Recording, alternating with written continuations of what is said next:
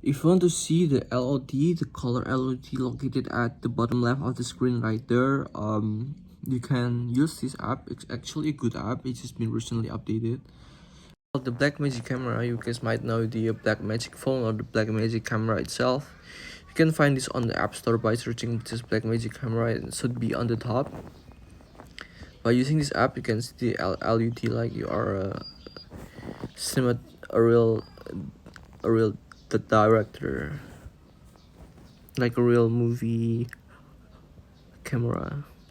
You can also see the LUT, and then you can mess up with the setting if you want. There's a lot of setting here. Also LUT section.